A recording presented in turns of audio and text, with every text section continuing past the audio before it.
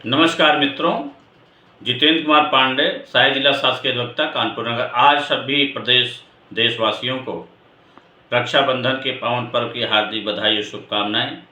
और उन सभी को विशेष बधाई जो मेरा यूट्यूब चैनल प्रतिदिन देखते हैं, उनके लिए बहुत बहुत बधाई।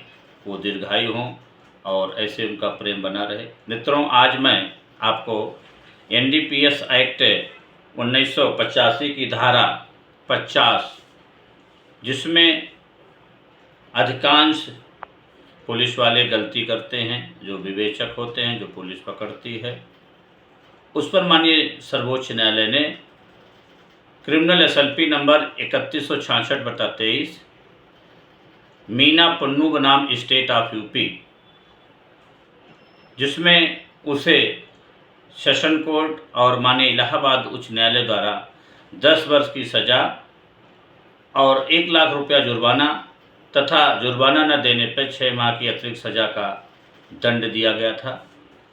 इसमें जो फर्द बरामद हुई, जो पुलिस वालों ने इनको पकड़ा, मीना पुन्नू को, गलती ये थी कि जो धारा 50 में ये डिक्लेरेशन किया जाता है कि आपको हम जो पकड़ रहे हैं, इसके पहले आपको इस बात से अवगत कराया जा सकता है कि आप अगर चाहें तो किसी मजिस्ट्रेट या राजपत्रित अधिकारी के समक्ष अपनी तलाशी दे सकते हैं। ये घोषणा पत्र लिखा जाता है, लेकिन इसमें जो उसे सहमति पत्र लिया गया, उस सहमति पत्र में उसे उसके अधिकारों से अवगत नहीं कराया गया। इस आधार पर उसके विरुद्ध NDPS एक्ट की धारा 20(1) के तहत मुकदमा प्रेषित हुआ, आरोप चला। इसमें PW4 जो उसको पकड़े थे, जिन्होंने फर्द बरामद की थी, जो साथ मिलकर पकड़े थे, उन्होंने माना कि हमने उनको अपने अधिकारों से उसको अवगत नहीं कराया, और सहमति पत्र पर जो उसके हस्ताक्षर कराए, इस बात का उसने उल्लेख भी नहीं किया।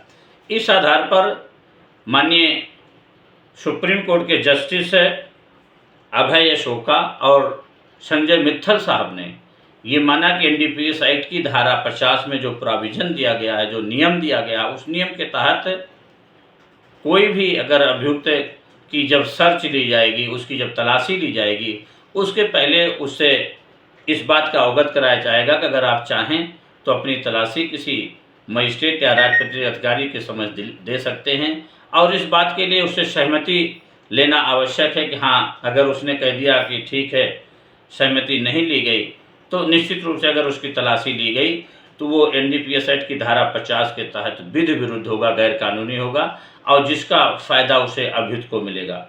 माननीय सेशन कोर्ट ने और माननीय इलाहाबाद हाई कोर्ट ने इस धारा में जो सहमति पत्र थी, उसको पर ध्यान न देते हुए सेशन कोर्ट के आदेश को बहाल रखा। माननीय सुप्रीम कोर्ट ने पिटिशनर के पिटीशन को स्वीकार करते हुए उसे दोष मुक्त कर दिया। निश्चित रूप से हम लोग NDPS के बहुत से मुकदमे चलते हैं, उसको इस बात का ध्यान देते हुए हमें इस प्रकार के कानूनी विधाओं का ज्ञान रखना चाहिए। निश्चित रूप से मैं इन युवा अधिवक्ताओं के लिए, अपने इष्ट मित्रों के लिए कहता हूं, जो प्रैक्टिस लाइन में हैं, ये सब बारीकियां ध्यान दें, और मेरा YouTube चैनल देखेंगे तो निश्चित रूप से उन्हें कहीं कहीं फ़ायदा होगा। मित्रों, मेरा YouTube चैनल लाइक करें, सब्सक्राइब करें। धन्यवाद।